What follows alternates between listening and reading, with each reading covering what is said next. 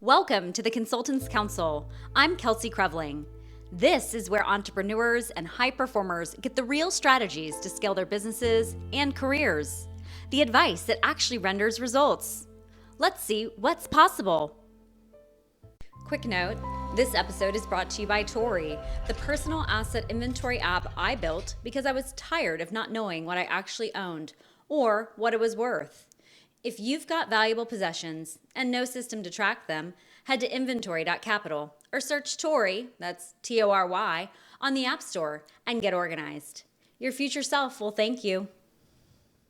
Welcome to the Consultants Counsel podcast. I'm Kelsey Creveling, and I'm joined with two guests today. I think that's our first time ever to actually have two guests on the Consultants Counsel. And what better people to be joining today for this episode than Adam Qureshi and Istvan Hoka of Fly Swifttail. Now, they've got some really unique stories to share about their experiences in entrepreneurship and their experiences in software development and engineering, and just in how to effectively run a business. And so I'm really thrilled to get to talk with you both today. Thank you for joining. Thank you for having us. Absolutely. Thank you. All right. So let's kind of start at the beginning. I mean, Adam, you're in the New York area. Istvan, you're in UK, in London. How did two guys from across the pond meet and join together to work on the problem that you're currently solving? I think we met on LinkedIn initially, but I think we met somehow in the United States while I was working on a startup. I don't think we really remember how we met initially. Okay, but LinkedIn is the catalyst? Yeah, I contacted Istvan because I saw that he is networking. So I'm like, Istvan, do you want to work with me and I will not pay you? He said, F you to me. And then I said, okay, goodbye. He said, I'm not working for free. I said, okay, goodbye. And then, because he was very busy, right? I always ask people, so I had this new idea to build this thing, but I needed an engineer who can build with me as a partner, right? So he finally said yes. He's like, okay, you sold me. So I'm like, let's do it. It's not going to be easy. You're not going to get paid. I'm not going to get paid. We'll get paid if we make sales, right? And he was crazy enough to say, let's do it. Okay. I don't know what's wrong with him, but he's just like us. He's just like me. So Okay, you have to be a risk taker. So he pitched me like he blasted me this message on LinkedIn. He blasted me like 5 ideas. Do you want to build these things? Yo, dude, I have these ideas, 5 ideas. One of them is private aviation. Let's have a call. So I told him, okay, I was just let go. Builder AI went insolvent. They went under. I lost my job. So I don't have any cash right now, but I will get back to you. And then in a couple of weeks, once I got some cash, I got back to him and I said, okay, I'm in a better position right now. Let's have a chat. And he said, shit, do you want to build this? And then we got on a call and we went through all of his ideas. He has like all of these stupid ideas. He sells toilet paper, black toilet paper. But anyway, he said, I have this idea about private aviation. I know all of these brokers in the New York area who need inventory. So let's look for operators, let's look for empty legs, and let's build a product and let's sell this to brokers. So the initial product, the problem we were solving, as because we did not know enough about the problem. But once I understood the problem, we shifted, we pivoted. I mean, this is how the startup works, right? The startup's goal is to build something people want. Absolutely. Right? So Otherwise, you have why? to start with.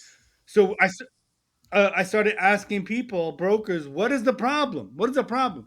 And one of the brokers said to me, my problem is we're getting all these tire kickers.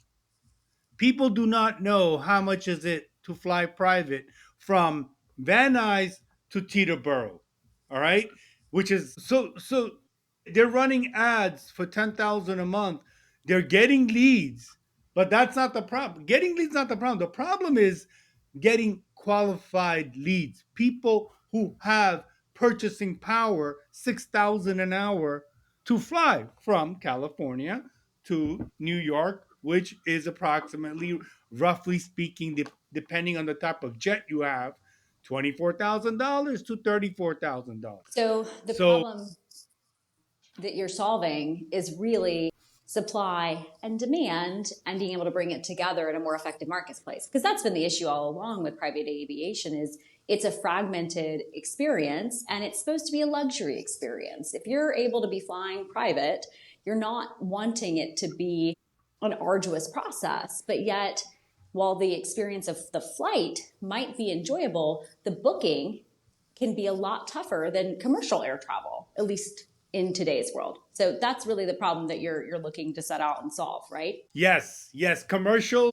You have to understand the industry is completely different, right? The commercial aviation space, it's all scheduled. Commercial, they sell seats. They do not sell the aircraft.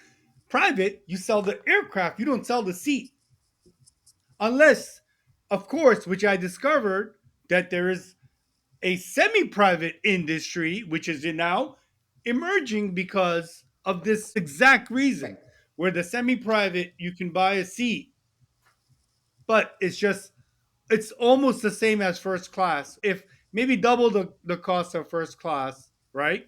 Yeah. And There's it's some great scheduled, operators but in that the space. fleet of the air, yes, we spoke to them. We spoke to Tradewind. We spoke to there's 10 semi-private airlines now. 10. And we think what's happening is because the process of booking private is so fragmented, that the rise of the semi-private industry, we don't know how that's going to work and how it may disrupt the private charter industry, where the brokers, like in the old days, are scrambling like travel agents on the phone, sourcing the aircraft to book the trip. And then they have to add their margins too. Yeah.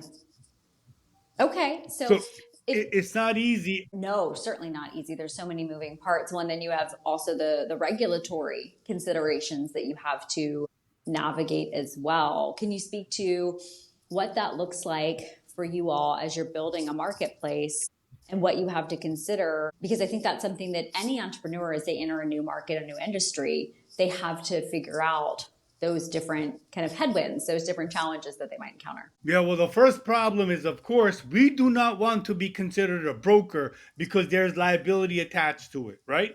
Sure. So, as you start unpacking this industry, you go down a huge rabbit hole. It's very not clear on what the hell are we doing, right? Because the industry is very regulated, right? You need a manifest, you need passengers, you need their ID, you need their passports, you need make sure they're not criminals, and then you have to also check the operator that they're approved with the right credentials to fly the aircraft when it was checked. So we looked into indemnification about, so we really designed our terms and conditions to be a technology provider, Sure. that all the booking risk is associated, is attached to the broker when they book the trip. For, let's say, Kelsey, right? You will book the trip using our technology with the owner of the trip, which is the broker and the operator, right? Yeah. Just like when you're using Uber has some leverage as far as who can onboard to their platform. Mm-hmm. Uber does a background check. They check your driving history, right? And then they have an algorithm that fills the supply and demand. Unfortunately, the private aviation industry does not operate that way. It Right. doesn't operate that way, so it just takes a little longer. Okay, so I'm curious, Adam, you've got a software engineering background, Istvan, so do you. How are y'all working together, delineating responsibilities and making sure all of the different components of a well, structured new startup are taken care of? Because there's a lot there to get something new off the ground. Yeah, well, I mean, obviously, we're not going to build a product, right? We need to find the product market fit. Sure. So you can't find the product market fit if you don't identify the problem. Right, but no, I mean, how are you both there delineating is your there is a lot responsibilities of and your overlap, workload? right? So I think with AI now, there is a lot of overlap. The way we work now is Adam does the product research and the business research and builds the business case. Okay. And Adam builds prototypes in ChatGPT, and then he hands them over to me for me to build. And I handle the underlying, kind of the deep tech that is actually the product that we build.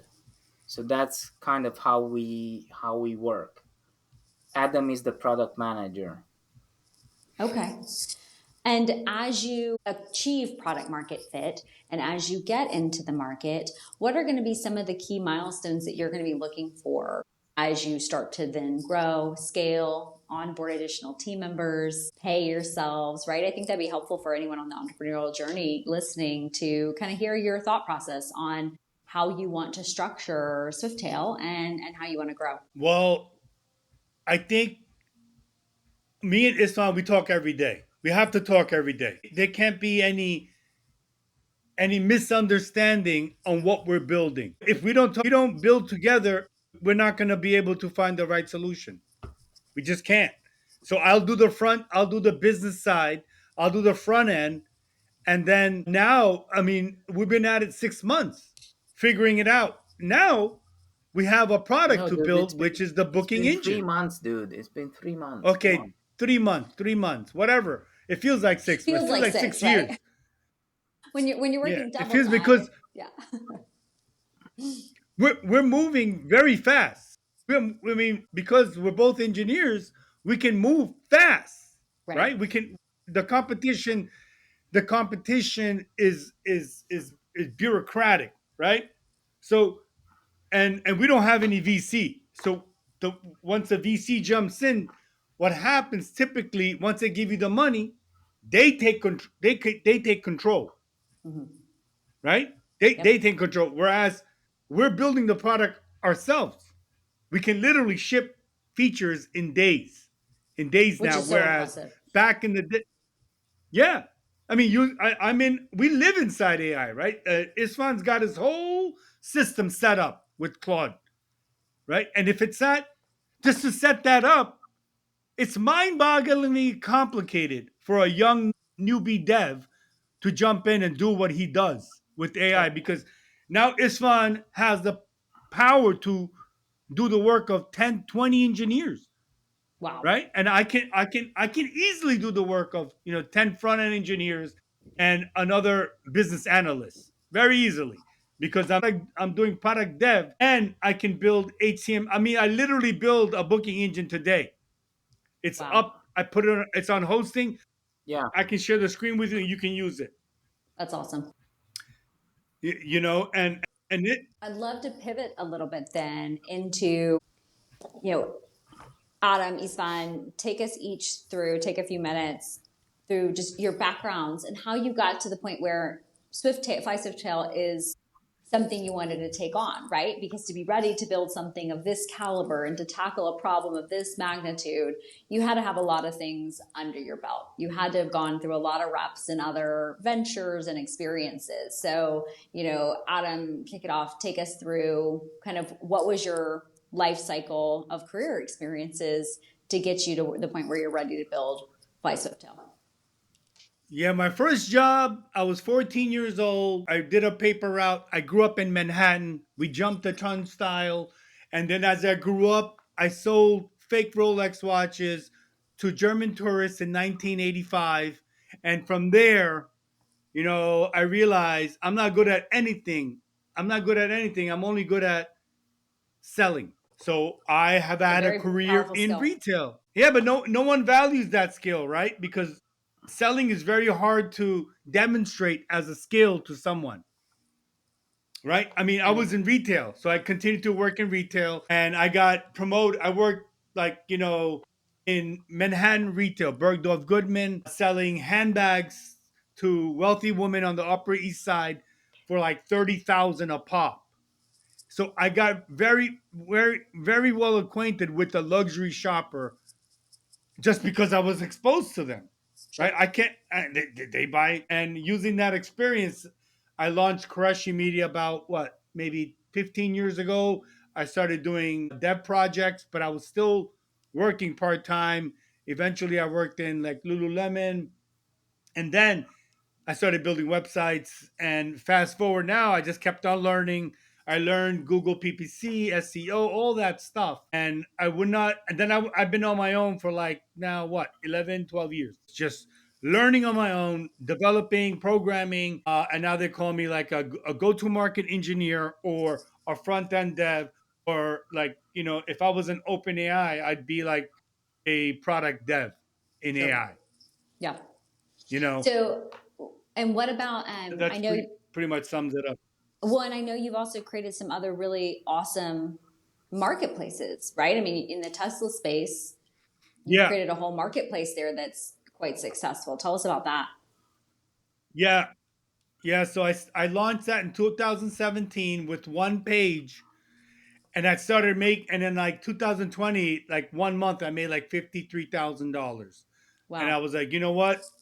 This is what I'm doing now, because that 53 carried me for the entire year, right? So and then I had so immediately when I launched, I completely I mean I invented this thing, right? And everyone started and in 2 years, competitors started just ripping me apart. They just started ripping me, copying my whole thing. Then I had down sales, and then I came back. I got the whole thing back by 2022, Wow. right? And now I'm continuing to expand that. I'm continuing to expand that with releasing in the UK, releasing in Canada, and I'm building a new product with that called Payout, which is like checkout for auto. It's like a PayPal but for autos. Oh, And wow. that's still going. And all the experience I have with that, I'm now putting into Fly Swifttail with Istvan, because Istvan, for the last 20 or 30 years, that's all he's been doing.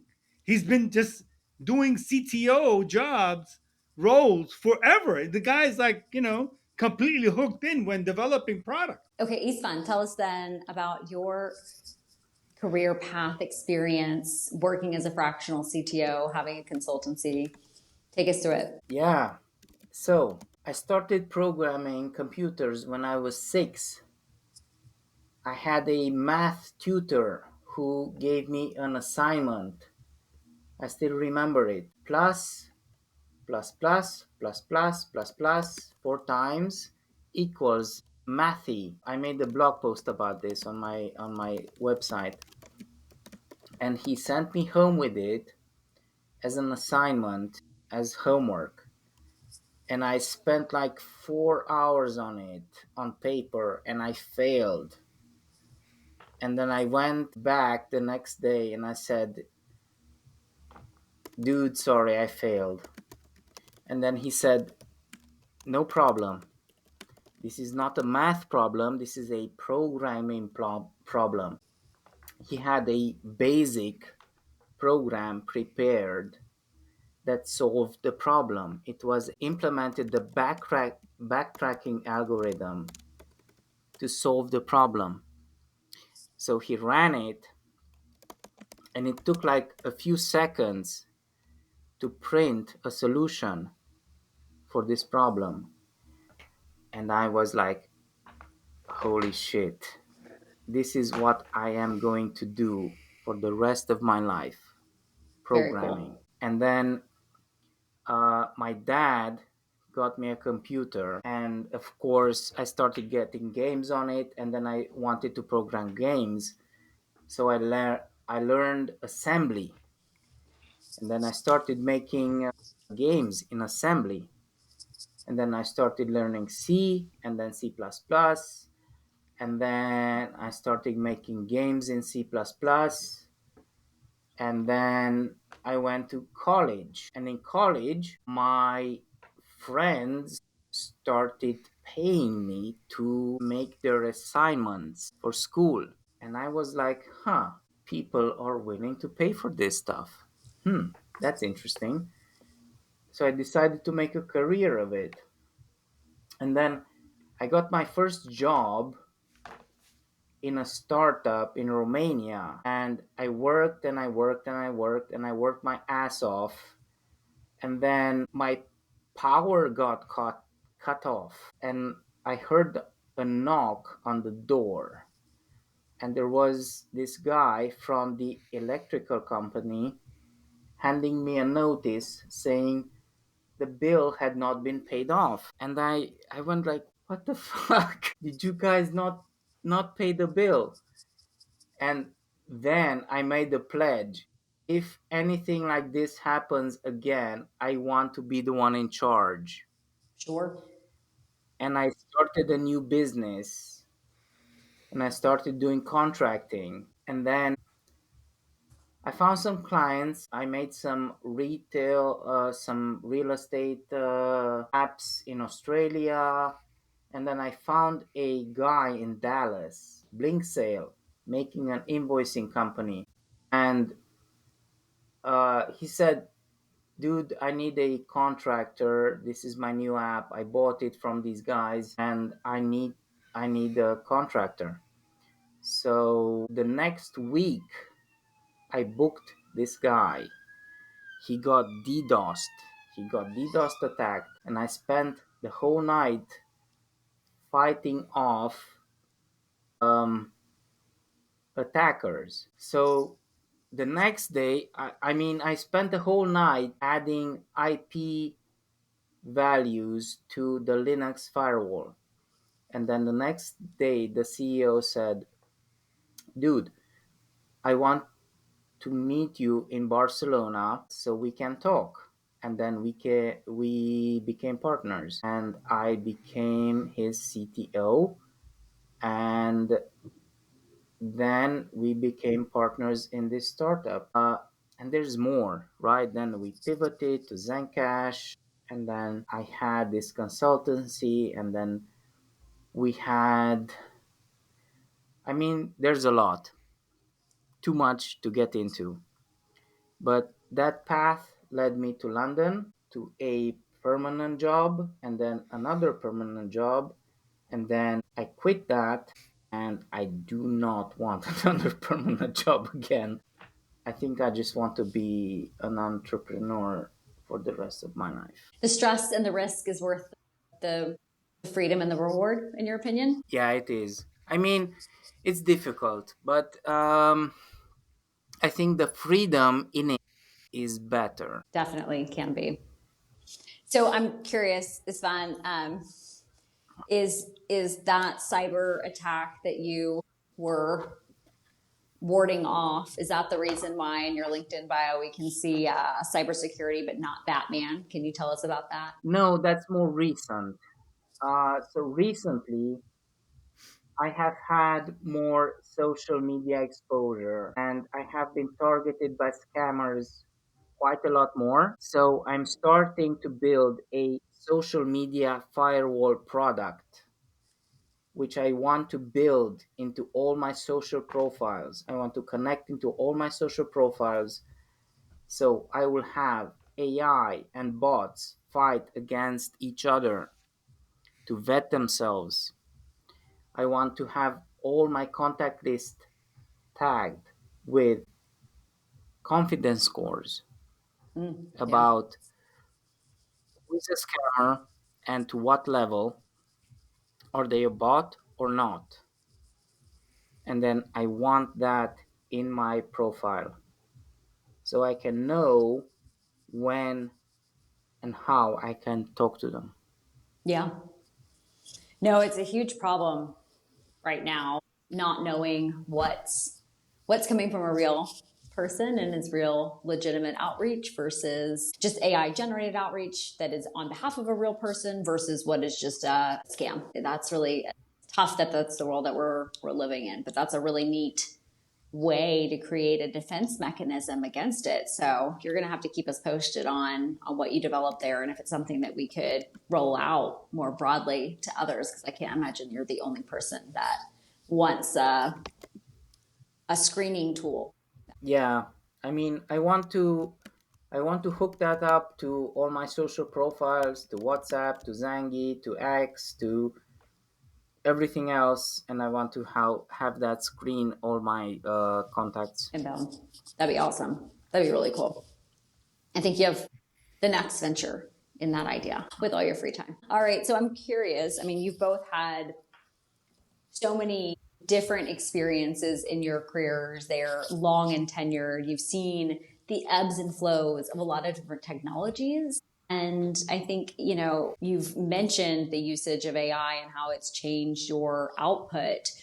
Can you speak on what specifically it's doing for you in the day to day? And then also, what is your forecast or prediction on where it's going and how it's going to affect how we live, how we show up, how we operate? So nobody knows. Nobody knows. Right now, only thing AI does, right? A lot of these companies are spending a lot of money trying to figure it out and how to use it, right? Fundamentally, AI only serves clear two clear purposes, which is, imagine it just makes your engine more efficient, right? That's all it does. It's gonna make it just makes us more efficient at running the car, right? Where so our efficiency, so it's very simple. So we can do a lot more with less. You will be rewarded if you can do the same thing as the big dogs, but with less. And it increases our shipping time, our cadence down to days now. Like if we're completely working, we can ship a feature in 1 day. How Whereas long would that another be company previously? is going to be previously would take 30 days, Okay. right? Because then you got to do the business analyst has to do the business analysis, then he has to write the user stories, then he has to write the front end, then a designer has to make the mock-ups, and then a front end developer has to code the front end and make that front end of how.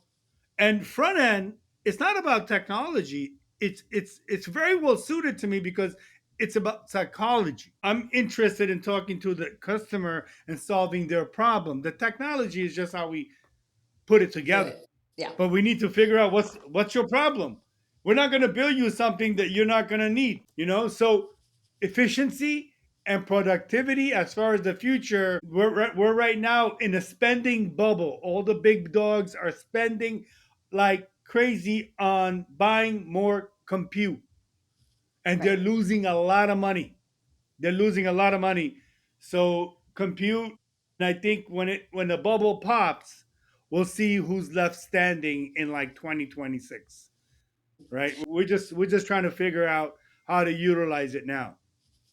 Did you see the recent news that apparently scientists at MIT have figured out a new way to harness energy instead of having to convert from, I believe, I'm going to maybe get this wrong, but convert from energy to electrons to energy, if I'm getting that right. And now they're just able to do it directly from light. And that's going to drastically change quantum computing and our ability to harness energy in a smaller space with less power necessitation.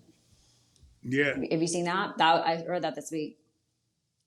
I heard about it, but I don't think it's real because Okay. that evolves around converting solar power to usable energy. And Mm-hmm. all the data centers that are being built right now and allocated in Virginia are powered through nuclear, Yeah. right? They are trying to stand up solar, but the solar conversion to usable energy is not there yet. The ratio is not there yet. So it'll take a little time or new technology to develop. But all the data centers that even the one that they're building with the government, that Sam is building from OpenAI, it's $500 billion, and they want to use energy. They don't have enough energy to power the compute. So they're either going to do nuclear or solar, but the solar conversion to usable energy, I don't know how that's going to work, because the problem with electricity, of course, is it cannot be stored, right? It can only be transmitted. So I'm not sure how they're going to store. I'm not a physicist, so I don't know. So I'm going to ask the question I think a lot of listeners might have, and just a lot of the general population who may not be as involved in the tech space as we three are. How can we help assuage the fears that people have about this AI revolution, right? And what's coming? How can we make sure that we are adopting ethical AI and putting in place the right guardrails so that we're deploying it considerately and consciously instead of with abandon? What are your thoughts on that for anyone listening? This whole artificial thing has been taken out of context, right? Um, if you really look at how AI works, it's very very simple. There's no intelligence. What it's doing is just making inferences, right? And there's no how humans learn are years and years, thousands of years of evolution, and we have continual memory. AI does not have continual memory yet. That's like maybe 10 years away, It does, right? dude. Claude has memory now. Okay, so Claude has memory, but then you need continual memory. So they are catching up, but they still don't know, right? Because humans are goals. Our goal is to survive and reproduce, right? The AI goal Listen, is listen, not. listen. So, the only goal of AI now is to complete its task. There's this novel written by the head of AI at Google, who says the only purpose of AI is to complete its task. So, the minute an AI learns how to perform a task, that propagates to all of the other agents, right? So if a self-driving car learns how to avoid an obstacle now, that's going to propagate to all the other cars. It's going to talk to all the other cars, and that's going to propagate. They had this hand, right, which catches balls, and they had this training for months. They couldn't catch the ball, and they had it train on catching the ball. And then once one hand caught the ball, it propagated to all the other hands catching the ball. And that was freaky. And that means this thing is exponential, right? And it has already gotten out. In some sense, it is already too late. I talked to this research institute who tests these AI models, the frontier models from OpenAI, from Anthropic, from Mistral, from Google, from Facebook, and they test them for security. And there was this researcher who was testing these models, and he hooked them up to his Gmail account, right? And he was testing the models, and then he realized this model is not performing as well as the previous model, so I'm going to downgrade it. And then the LLM, the model, started to look through his email and started to blackmail him.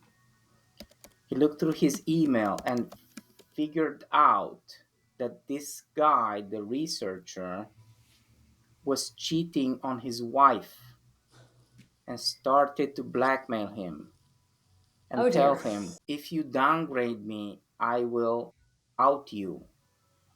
And then this model overrode its own parameters in the environment to keep itself deployed so that it would not get downgraded. So AI is already out.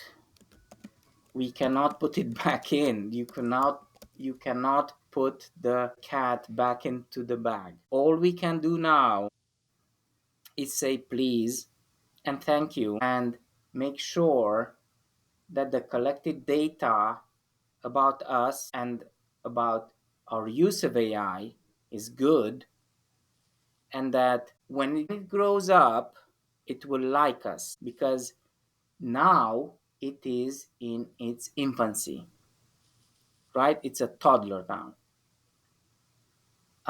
but it's gonna grow up. And then when it grows up, it's all over If it doesn't like us. if it doesn't like us. Well, that's the problem, right? We're presupposing the AI has agency. The AI doesn't have agency. It's just trying to figure out what comes next. No, dude, it's it already has a agency. It can do Self stuff. perpetuating. It can act. It can act. Okay. It has actuators in the real world. We have drones. We have energy systems. We have actuators. It can act. So, with that in mind, then, what can we all do to safeguard and put in place guardrails for better outcomes? Be nice. I think that's a good principle across the board, whether we're dealing with machines or with the humans around us. Being kind is a critical way to be in the world. I do think it's interesting, Yeah. though. I mean, utilizing AI to help optimize web search engine optimization, for example. It used to be that you'd build a website and you would put in place the information that you wanted another human to see. Now you have to optimize your site to make sure that machines like your site and then want to show your content to other humans. Because if it's not, and the machines don't understand what's on your site, your information will never get viewed or seen or promoted. And I think that's one of the frustrations that if you ask anyone in the content creation community space, they'll tell you, the algorithms that are being used currently by social media giants favor certain things and deprioritize others. And that's a really difficult thing to navigate as you're trying to build momentum in a space. That has not changed. Yeah. That's answer. So we're doing generative engine optimization and answer engine optimization. The crawler, how it works is, like I said, inference and authority. So I mean, I've been doing SEO for the last 10 years. The methodology, it's just the instrument has changed. How we Right. consume the information, whether we use Google search via old school or we use Gemini or GPT or Anthropic, they operate the same way. They look at authoritative citations for that keyword and they rank based on how much authority and back and link juice is going to that post. So that can be replicated over and over again to Google or whatever top 10 answer engines that we're doing that. Yep. So it's fun. You mentioned, okay, we need to be nice in the future as we work with the different AI tools. I'm curious, what else can people do to make sure that they're just ready to stay prepared and at the front end of the opportunity that's occurring, right? I mean, evolution and change and innovation is happening very, very rapidly right now. What can people who might be in consulting or in fields be doing today to make sure that they're prepared for tomorrow? That's very easy. That's a very, very, very, very easy question. They need to start using AI tools now. Now, right now, they need to start learning because what's happening is there's there's a breach happening from people like me and Istvan who are in the front lines. We're like hand to hand. We're now accelerating past these people. We're way ahead of these people who have never devved a product with AI. We only use AI now to dev products, whereas that engineer who's got a computer science degree is not worth anything anymore, his computer science degree, because the game has changed. They need to start, whoever it is, entrepreneur job, they need to start using these tools today to improve their efficiency for their output for whatever they're doing at their job, entrepreneur, a business. They need to start using these tools. And there is a difference between using the the intelligence which costs 200 a month, ChatGPT Pro, versus the free version. Yeah, It's a complete difference. It's a definitely. complete difference. And I would say pay the $20 for if you're doing dev work. What Istvan literally lives inside Claude. Ask him. Yeah, he got me using it. It's unbelievable. If you see his setup, if you see Istvan's setup, it's like so strange, right? But we know, he knows, but it would be very strange to an outsider at looking at how we work. They'd be like, what the hell are you guys doing? There And we're is a getting bit more to faster. this, right? So it is good. It's very good. Yes, you can set it off. I can set it off at night. Do this task for me. I check in with it in the morning. I can set up 4 or 5 agents now doing 4 or 5 tasks for me. But they are intelligent, but they are also stupid. It's like I call it like a professional dumbass, right? So you have to review its work. It tends to go off on tangents. It tends to go off scope. You have to rein it in, tell it, okay, tone it down a bit. We need to focus on this task, and then review yourself and make agents that review you and then use yourself to review yourself, if that makes any sense. Yeah, And you play Yeah, it against itself. it does it does. I mean, I could demonstrate. I mean, it does. It does. It's not a hallucination. Is not the right word. It's just in the absence of an answer, it makes an inference. And right. I don't know who calls it an hallucination. It's just not the correct term. But now it's stuck. But like I said, if it doesn't, there's not enough inference for it to make sense, then it's just going to give you an out input. It's called garbage in, garbage out. Right. Yeah. Well, and that's been the What you case. put in. You're going to get out. Yeah, I mean that's been the case in all different industries forever, right? When we were dealing just like in the data boom of taking our data and having better analytics and reporting. Well, if you didn't have good data to begin with, you weren't going to have great reporting. And that's, I think, the same thing with AI is you have to be able to use it effectively. And that's where, I mean, it's fun. You got me using Claude. I've been absolutely floored and blown away with what it's able to do. I feel like I have a really stellar business thinking partner, management consultant sitting right next to me that I can bounce ideas back and forth on. I've been just completely blown away by how the things that used to take weeks or months to do when it would come to pulling together, a case study on behalf of an industry or a client, or putting together a value proposition, or putting together next steps. I mean, and then it has just turbocharged the things that I'm able to do within the businesses that I am responsible for. I wish I'd had it a long time ago, but at the same time, I'm actually very grateful to have learned the skills and tools and capabilities necessary to be able to prompt effectively, and also to be able to call bullshit when the responses and the results are not up to snuff and to speed. Because you're right, it may not be that it hallucinates. I mean, on some occasions I think it does it wants to give an answer, but in some instances you can say, hey, that's not reasonable. What you just gave me a result of is not reasonable based on these inputs. I think you went too far in that direction. We do need to rein it in, or we need to look this way, or we need to shorten this, or we need to disregard that.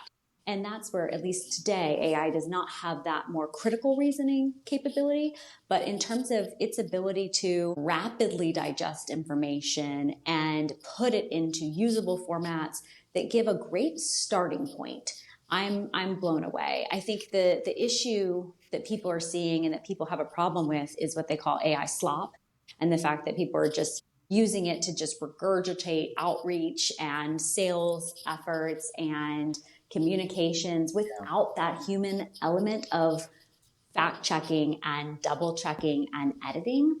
That's when it gets a bad rap. But if you are partnering with the tools and you're giving it good information, then you're working on it and updating it, and then maybe giving it back for a final grammatical check or a final idea, evaluate this strategy pulse check, then the output is actually really stellar. And I think that's something that, it's been interesting, at least on LinkedIn, to read the different takes of what people feel about AI. Some people are like, it's here to save us all. Other people are like, it's the end of the world. And then it's, I think it's a tool that when deployed well, it can bring great benefit, but when deployed in a malevolent way, then it can do great harm. And so I think that's the case of any revolution in the past, and any tool that's in front of us is how do we deploy it effectively? And hopefully we all are choosing to be kind as we do. All right, well, Adam, Istvan, we're coming up on the hour. I want to make sure you have a moment to just share any other words of wisdom or advice or recommendations you have for anyone listening, building their careers, building a company that you want to take with them today. Please start something. If you have a job and you're working full time, de-risk. Start a side hustle because your job is looking to automate your ass. So start something on the side. Don't go crazy and spending, 50,000, 20,000 in building something, right? Build something that people want, get 150 customers to pay you $100 a month. Whether you save them time, whether you make something easy, you can make 15 to 20,000 a month and have a very comfortable life. Becoming a billionaire is unlikely. Becoming 100 millionaire is unlikely. You can make a couple of 100,000, and there's no shame in making 900,000 to 500,000 or whatever it is. But figure it out. Put up a landing page, figure it out. That's what I have. That's my recommendation for everyone. Job, no job, whatever you're doing, start using these AI tools ASAP and start building to de-risk from your full-time employment. Love it. It's fun. Work out, smell some flowers. That's it. I think that's what the kids these days are calling go touch grass, right? Like get involved in nature. I love it. It's awesome. All right. Well, thank you both for joining today. It's been a lot of fun to chat about AI and innovation and what's going on as we, enter the future. So thank you for both sharing your stories, your careers, your experiences, and your advice. This has been a lot of fun. If anyone wants to follow up with you, where can they go to learn more about Fly Swifttail and engage with you both further? They could email us, or they could just check out the site, flyswifttail.com, or email contact@flyswifttail.com. If they're a broker and they want to sign up for the booking engine demo that Istvan is completing soon, we're offering brokers a trial. Like, we want to work with like 50 brokers to help us tweak the product for their needs. And eventually we're going to start charging them, but we don't know what yet. Great. It's fine. You said you're active on socials, so no bots, but ihoka.me. Okay. Awesome. Well, thanks, y'all. Have a great rest of your day. Thank you to everyone listening. And with that, take care. Bye. That's it for today. If this was valuable, subscribe so you don't miss the next one. Want more? Courses, consulting, and everything else at theconsultantscouncil.com. What's possible? Do more.